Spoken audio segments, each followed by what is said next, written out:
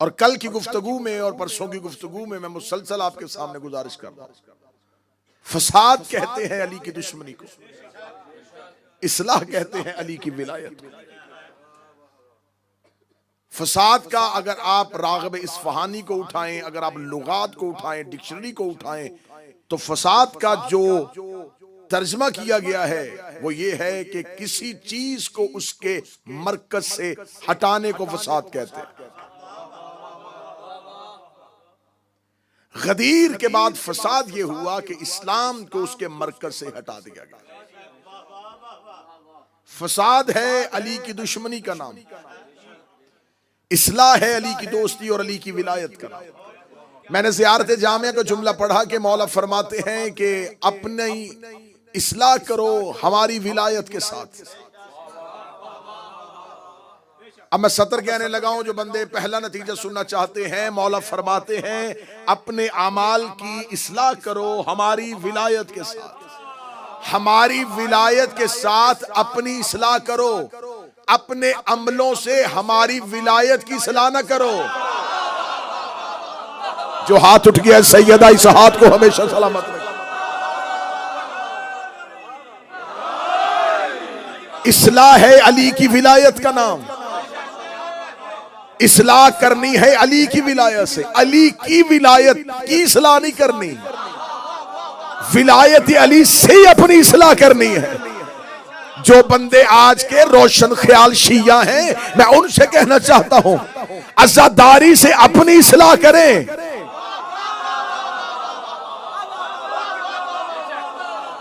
आप अज़ादारी की इस्लाह न करें। आप ये ना कहें ये होना चाहिए, ये नहीं होना चाहिए। अज़ादारी से पूछे कि अज़ादार कैसा होना चाहिए। अज़ादारी आपकी इस्लाह के लिए है, विलायत अली आपकी इस्लाह के लिए। फसाद किया उसने जिसने अली को छोड़ा। कल मैंने कुरान की आयत पढ़ी, खुशकी और तरी में फसाद हो गया। जब लोगों ने सकीफा बनी सादा में मिन्ना अमीर व मिनकुम अमीर कह दिया, फसाद है अली की दुश्मनी का नाम। आज किसी भी मुसलमान से जब भी पूछे ना जी इत्तेहाद बैन मुस्लिमीन के लिए, मुसलमानों के इत्तेहाद के लिए कोई एक लेक्चर दे, तो यहीं से शुरू करेगा। अल्लाह कुरान में कहता है बिस्मिल्लाहिर्रहमानिर्रहीम वातसमू बिहब्लिल्लाह, जोर से पकड़ो, मजबूती से पकड़ो अल्लाह की रस्सी को, बेहब्लिल्लाह, अल्लाह की रस्सी को। मैंने आज अगली आयत पढ़ी है, जो करीब बैठे हो, हर एक मुसलमानों को इत्तेहाद की दावत देते हुए, इत्तेहाद उम्मत की दावत देते हुए कुरान की आयत से आगाज करते हैं वातसिमू बिहब्लिल्लाह, और मजबूती से पकड़ लो अल्लाह की रस्सी को। अब हमें बताया जाए वो अल्लाह की रस्सी क्या है। हमें बताओ कि वो कौन सी अल्लाह की रस्सी है जिसे मजबूती से पकड़ना है।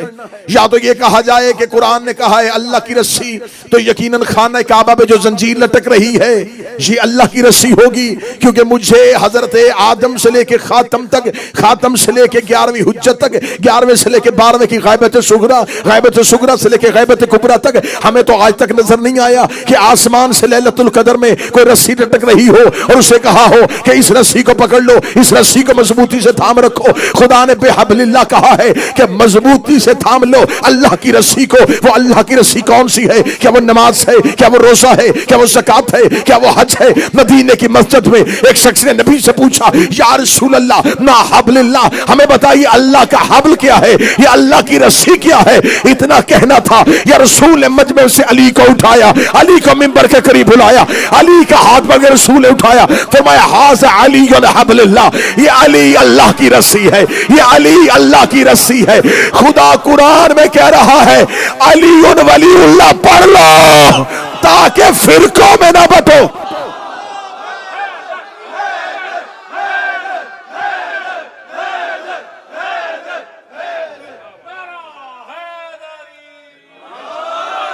इत्तेहाद उम्मत है अली की विलायत।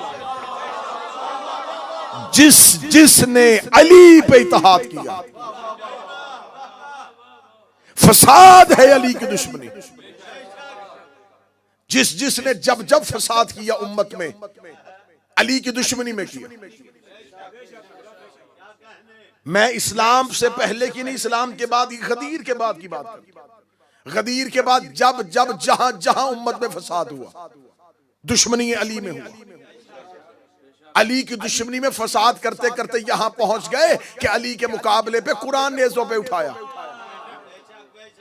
उठा कुरान नेज़ों पे। मैं नौजवानों के लिए पढ़ा हूं, सफीन में कुरान नेज़ों पे उठा। अमीर अल मोमिनीन ने अपने लश्कर में से कहा हमला करो। कहने कैसे हमला करें? कुरान से जंग करें, कुरान से जंग करें, सामने कुरान है। अमीर अल मोमिनीन ने फरमाया ये कुरान नहीं, क्योंकि इन्होंने कुरान को मरकज से हटा दिया है।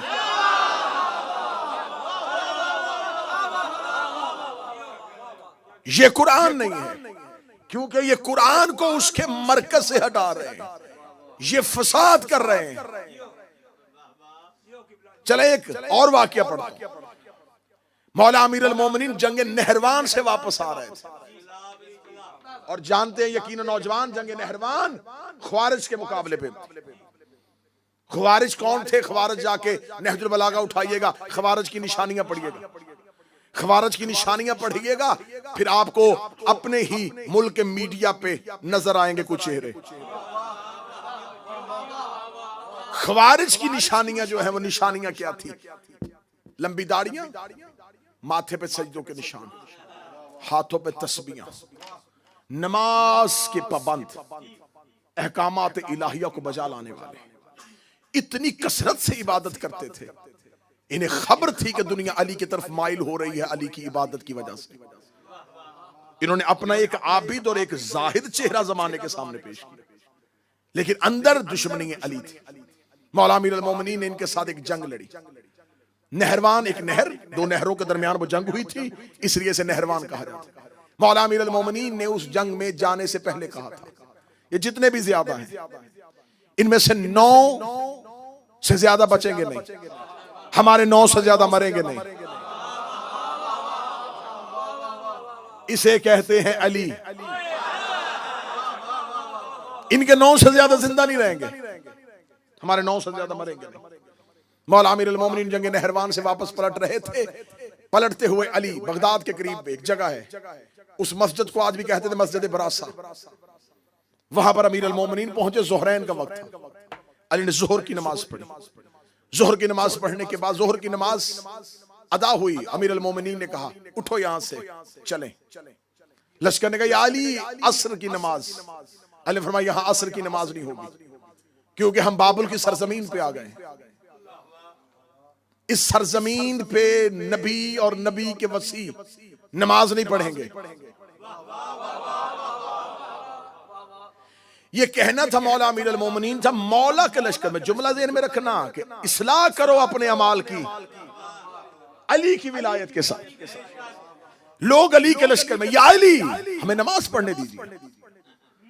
फरमा मैं कह रहा हूं कि यहां नमाज नहीं होगी। फौरन इब्लीस ने अली के लश्कर में एक खबर आम कर दी। देखा नहरवान में नमाजियों से लड़के आया और अपने ही लश्कर को नमाज नहीं पढ़ने दे रहा। 100 के करीब दस्ता अली के सामने से निकल गया। या अली हम तो नमाज अदा करेंगे। फरमाया तुम्हें करनी है तो करो, मैं यहां अदा नहीं करूंगा। मौला अली के लश्कर में एक शख्स है जवेरिया। वो कहता मेरे जहन में ख्याल आया कि इन 100 के साथ नमाज पढ़ूं या अली के पीछे जाऊं। कहता अगले ही लम्हे में मैंने सोचा पढ़नी अल्लाह की है और ये अल्लाह का वली है। अमा अपनी इस्लाह करो अली की विलायत के साथ। नमाज है अल्लाह की, ये है नुमाइंदा इलाही, इसे छोड़ के कैसे नमाज पढ़ो। जवेरिया कहता है कि मेरा दिल बार बार डगमगाए, कभी जाए अल्लाह की तरफ,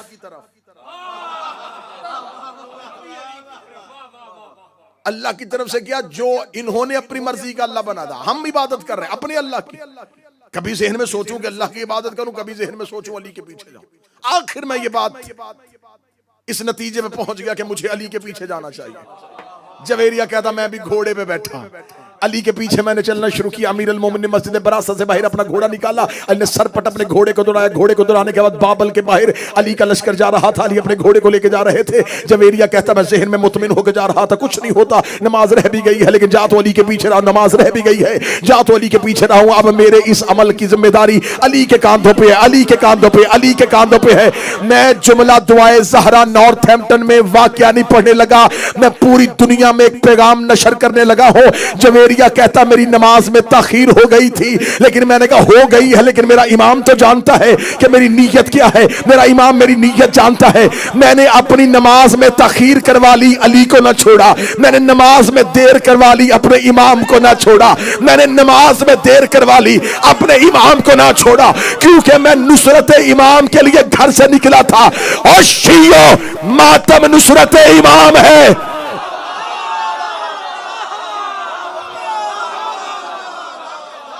मातम ना ना ना ना ना, जो समझ गए हैं तुम्हारा बोलना मैंने कबूल, लेकिन नतीजा मुझे आखिरी बंदे तक पहुंचाना है। मातम है नुसरत इमाम। अगर कोई कहे कि नुसरत छोड़ो, नमाज में देर हो रही है,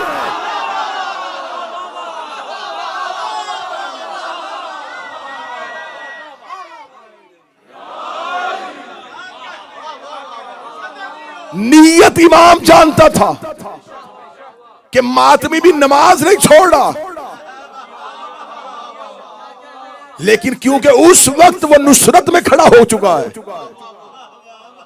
जवेरिया कहता मेरे ज़हन में ख्याल आया कि नुसरत इमाम के लिए घर से निकला हूं, जंग करने निकला था ना, इमाम के लिए निकला था, नुसरत के लिए निकला था। तो कहता मैं नुसरत के लिए घर से निकला हूं, तो कहीं नुसरत में फर्क ना आ जाए, ये ना हो कि मेरी नुसरत में फर्क आ जाए और मैं इमाम को छोड़ दूं। वो कहता मैंने कहा देर हो रही है, लेकिन इमाम तो जानता है। जवेरिया कहता मैं घोड़ा दौड़ाता आ रहा था और आसमान को देखता जा रहा था। यकलख्त आसमान पे शाम की सुर्खी छा गई, आसमान पे शफक की सुर्खी छा गई, मगरब का वक्त करीब आ गया।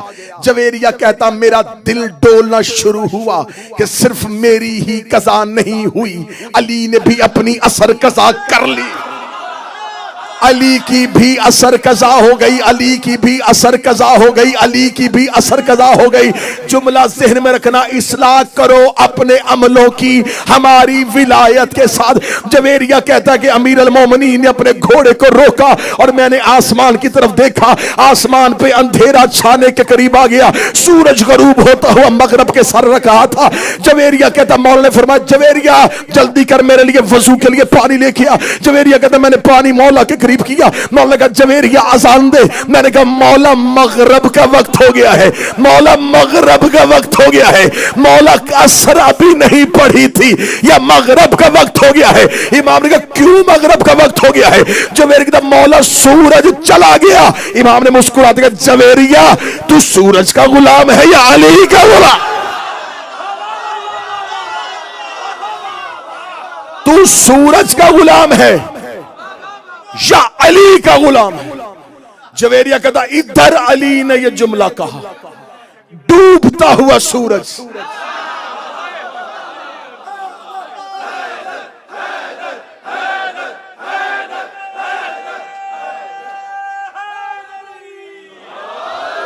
डूबता हुआ सूरज, डूबता हुआ सूरज मगरब से मकाम असर पे पहुंचा।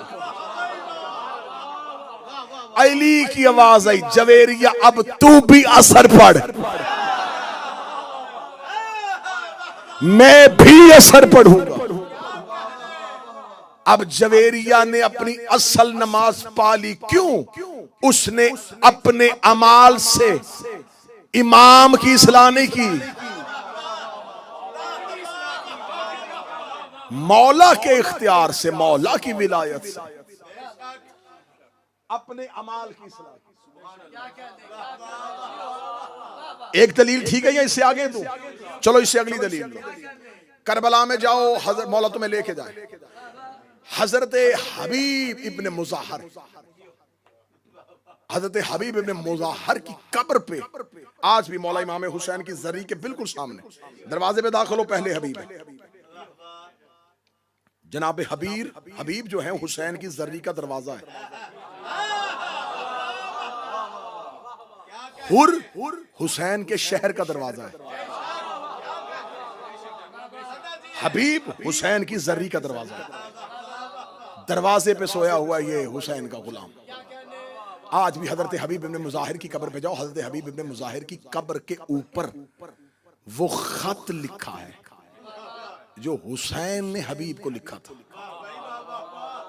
अब मैं किताबों में तो सब किताबों में लिखा था, मैं किताबों के नाम लेता तो मैं बहुत से नाम ले सकता था, लेकिन मैंने किताबों से ज्यादा बेहतर मजबूत रेफरेंस तुम्हें दे दिया कि ये खत कब्र हबीब पे लिखा हुआ है।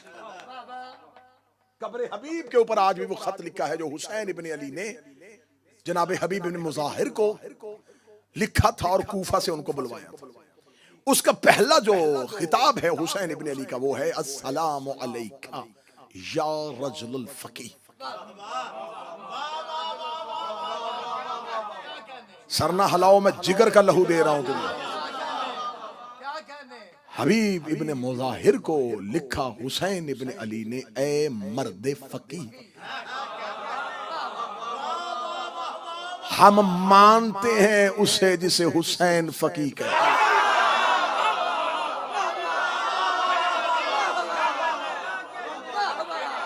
हमसे ज्यादा विलायत फकीह का कौन कायल है?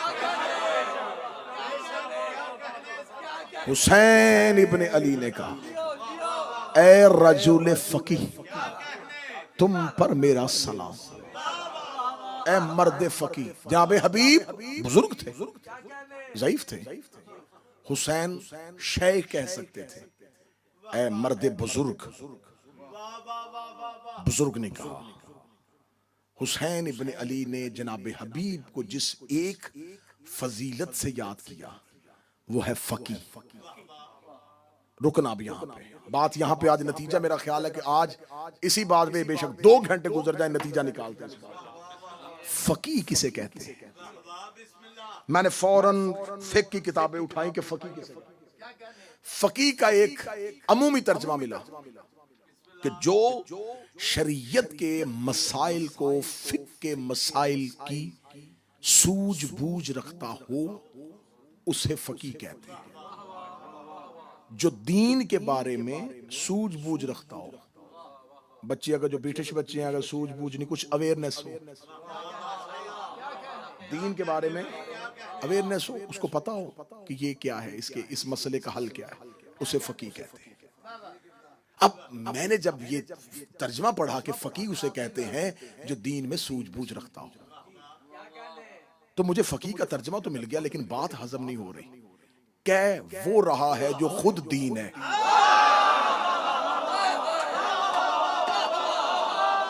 क्या वो मौला हुसैन सलाम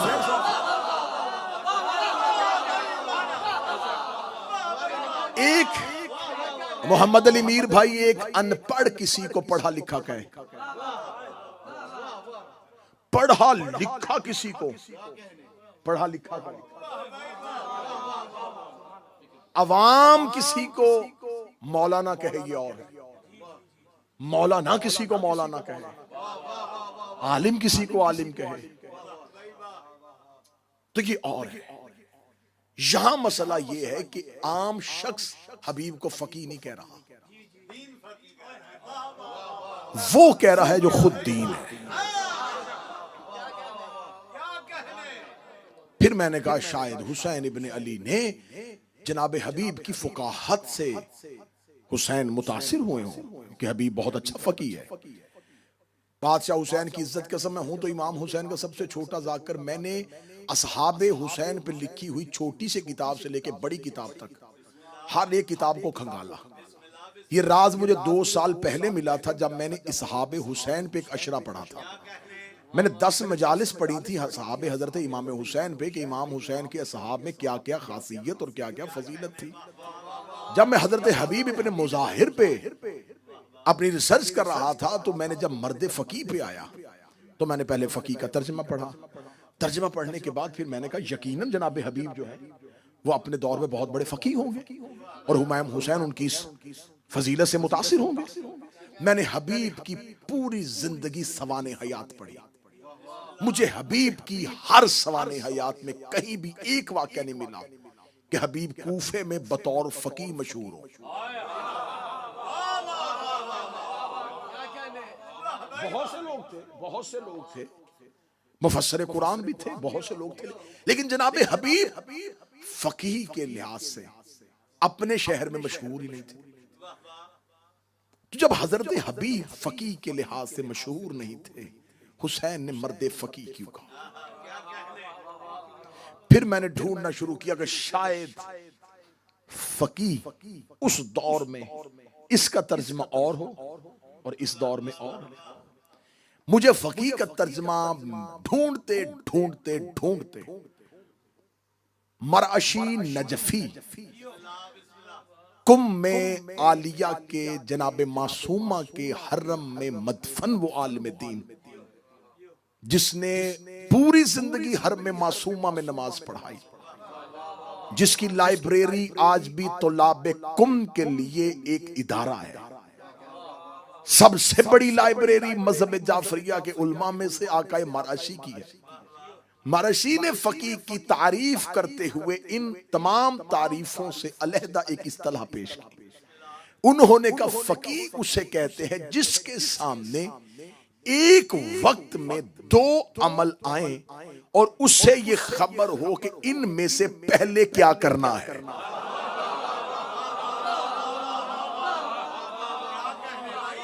जो इस पोजीशन में हो कि उसके सामने दो चीजें बैक वक्त आ जाए और उसने फैसला करना हो कि दोनों में से पहले क्या करेगा। मसलन एक शख्स नमाज पढ़ रहा था या पीछे से किसी शख्स ने कहा कि मैं मर रहा हूं।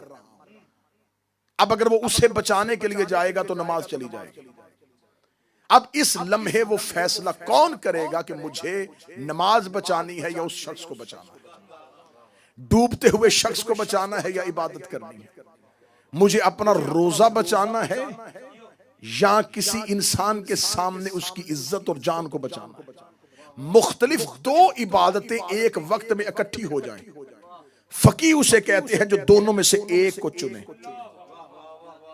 अब ये काम आम इंसान नहीं कर सकता, नहीं कर सकता। कोई आम इंसान फौरन नहीं पूछ सकता। हमें छोटा सा भी मसला आ जाए हम जल्दी से अपने से बेहतर जाने वाले की तरफ रुजू करते हैं कि मुझे बताएं हमें अब इसमें से क्या करना चाहिए।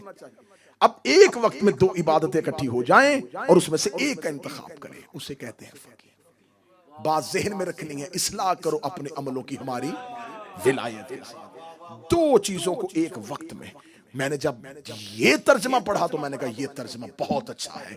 अब मुझे हबीब की जिंदगी पढ़नी है। अब मुझे देखना है कि हबीब की जिंदगी में वो कौन सा अमल था जिसमें हबीब ने बैक वक्त दो चीजों में से किसी एक का इंतखाब किया हो। सवाने हयात को खोला, हबीब का बचपन पढ़ा, हबीब की जवानी पढ़ी, हबीब की रसूल से मोहब्बत, हबीब की अली से मोहब्बत, हबीब की हसन से मोहब्बत, हबीब की हुसैन से मोहब्बत, कूफा में जनाब हबीब के पूरी की पूरी सवाने हयात, जनाब हबीब की जिंदगी के मुकम्मल हालात का बगौर जायजा लेने के बाद मुझे कहीं भी ऐसा नहीं मिला हबीब की जिंदगी में कोई ऐसा वाकया रूनुमा हुआ। लेकिन जब मैं पहुंचता पहुंचता असरे अशूर पे पहुंचा, सुनना सुनना सुनना सुनना नतीजा सुनना, असरे अशूर पे पहुंचा तो अब दो लोग हैं जो नुसरत इमाम के लिए कूफा से एक ही वक्त में आए हैं। एक जनाब सईद इब्ने अब्दुल्ला और एक जनाब हबीब इब्ने मुज़ाहर।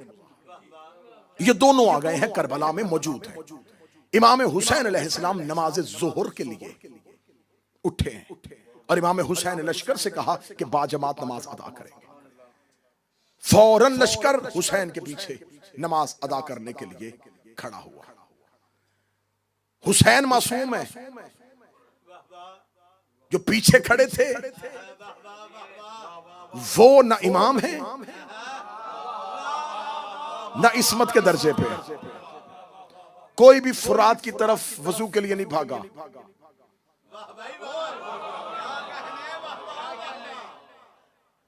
और ये जख्मी भी हैं, इनमें से कुछ तीरों के साथ जख्मी हो चुके हैं, बदन पे खून है।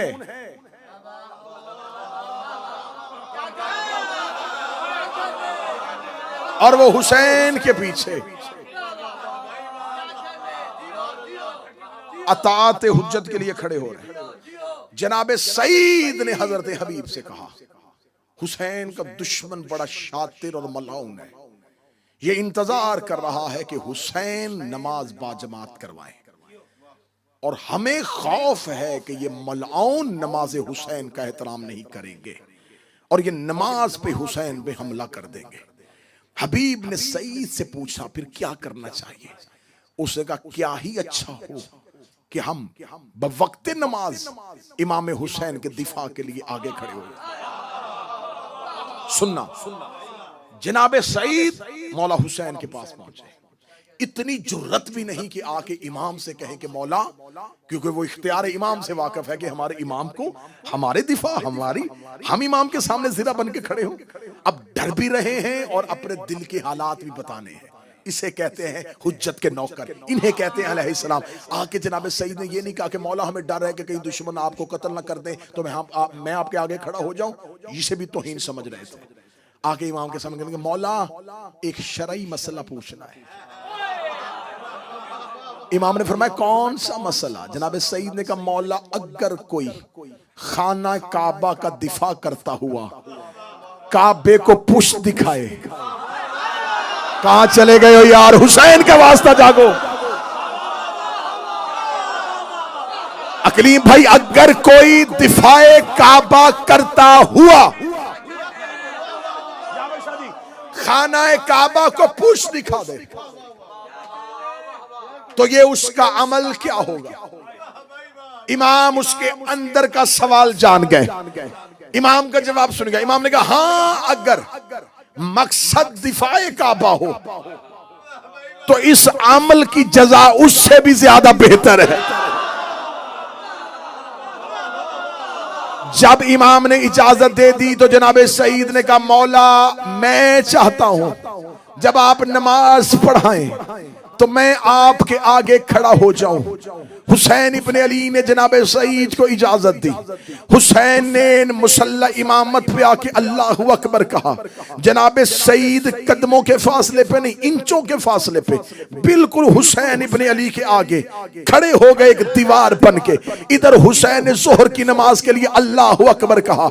सईद वहीं का वहीं खड़ा दुश्मन की तरफ देख रहा था। दुश्मन टीलों पे आए। दुश्मन ने हुसैन को नमाज पढ़ाते देखा। उसका मौका अच्छा है, इन्होंने कमानों में तीर डाले। जनाबे सईद सामने सीने को सपर करके खड़े हो गए। तीर आते रहे, सईद रोकते रहे। तीर आते रहे, सईद रोकते रहे। तीर आते रहे, सईद रोकते रहे। इधर मौला हुसैन ने पहली रकत मुकम्मल की, दूसरी रकत मुकम्मल की, तीसरी रकत मुकम्मल की। इधर हुसैन आखिरी रकत के रुकू में थे। ये सईद सामने खड़े थे। इतने तीर लग गए थे सईद के बदन पे कि अब सईद पे खड़े होने की शक्कत नहीं थी।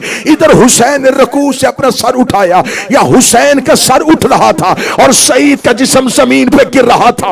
अब पीछे खड़े थे हबीब इब्ने मुसाहिर। सईद ने हुसैन से इजाजत मांगी थी, हबीब ने इजाजत नहीं मांगी।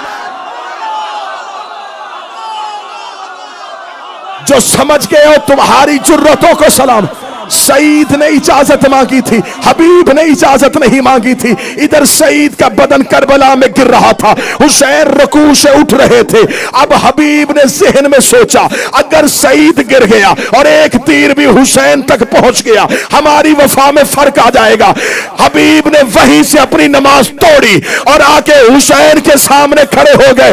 हुसैन को खबर थी कि अगर मैंने हबीब को यह जुमला ना कहा कल को मौलवी भौंक देंगे। वो हबीब की नमाज ही नहीं हुई, इसलिए हुसैन ने बुलाने से पहले कह दिया ए मर्दे फकीर।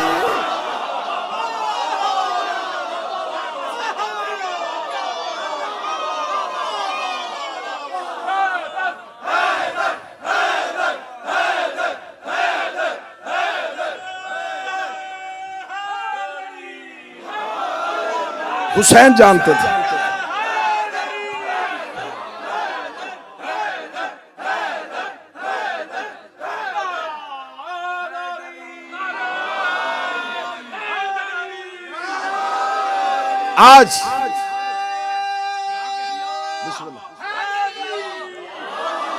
आज मौरख लिख देता कि हबीब की करबला में एक रकत रह गई थी।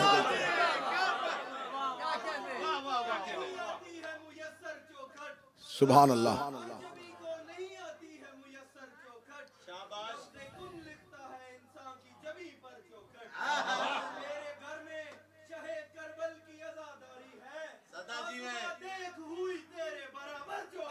हाँ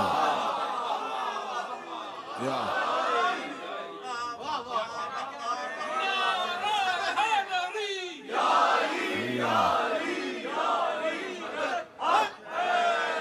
सैयदजादा है, फकीर का बेटा है, उसने शेर पढ़ा है। उसने कहा है कि ऐ आसमां तेरे बराबर चौखट नहीं, आसमान से अफजल चौखट, क्योंकि यहां वाले वहां जाने की तमन्ना नहीं करते, वहां वाले यहां, उधर वाले इधर आते हैं। किताबों में है कि फरिश्ते मलाइका अल्लाह से कहते हैं, जहां जमीन पे मजलिस हुसैन होती है, मलाइका परवरदिगार से कहते, मेरे अल्लाह हमारी सारी इबादत ले ले, हमें एक बार इस महफिल में जाने दे।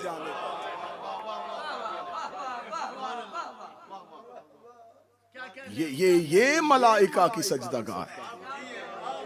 बादशाह हुसैन इन हाथों को सलामत रखे। हुसैन इब्ने अली जानते थे, कल कह देगा मुअर्रख कि हबीब की करबला में एक रकत रह गई थी। हुसैन ने बुलाने से पहले फकी कह दिया, क्योंकि हबीब ने अपनी नमाज से हुसैन की इस्लाह नहीं की। हबीब ने अपना अमल नहीं बचाया, हबीब ने अपनी हुज्जत को बचाया। इस्लाह करो अपने अमलों की हमारी विलायत के साथ। विलायत आले मोहम्मद हमारे अमाल की इस्लाह का नाम है, हमारे अमाल में लड़ाई का नाम नहीं। शिया कौम इस्लाह अपनी करे अली की विलायत के साथ। शिया कौम में कोई और मसला इतना एतराज वाला नहीं, इतना किसी मसले पर इख्तलाफ नहीं शिया मजहब में हुआ जितना विलायत अली पे हो रहा है। इसलिए कि फसाद है अली को छोड़ना, इत्तेहाद है अली को मानना। इत्तेहाद करो। मेरे पांचवें शहनशाह ने जनाब मीर समेत तमार के बेटे याकूब को कहा था, याकूब ने आके पांचवें इमाम से कहा था, जनाब मीर समेत तमार का बेटा, मौला मैं आपसे कोई नसीहत लेना चाहता हूँ, एक नसीहत कर दें जिसे मैं सारी जिंदगी पल्ले के साथ बांध के रखूं। इमाम बाकर ने जाते हुए याकूब से कहा, बस एक ही नसीहत याद रखना, अली के दोस्त को दोस्त रख, चाहे वो तेरे बाप का कातिल ही क्यों ना हो। और याकूब अली के दुश्मन से दुश्मनी कर, चाहे वो तेरा बाप ही क्यों ना हो। ये नसीहत जमाने को फैला दो कि अपनी दोस्ती और दुश्मनी का मेयार अली रखो। मुझे किसी से मोहब्बत नहीं अली के सिवा, मैं हर किसी से मोहब्बत करूं अली के लिए। इंशाअल्लाह कल की मजलिस में इससे आगे बढ़ेंगे कि कैसे कैसे अपने अमाल की इस्लाह की जाती है, और फिर हम आखिरी दो मजलिसों में पहुंच जाएंगे करबला की जानब के। करबला क्या था? करबला तहरीक थी, करबला जंग थी, करबला वाकया था, या करबला लड़ाई थी? राज़े करबला कल की और परसों की मजलिस में अया किए जाएंगे कि आखिर करबला क्या थी। बस मैंने मेहनत के साथ आपको यहां तक पहुंचाया। ये सबक आज का याद रखिएगा कि इस्लाह करो अपनी, हमारी विलायत के साथ। उम्मत की इस्लाह है अली की विलायत, उम्मत का फसाद है अली का बुग़्ज़।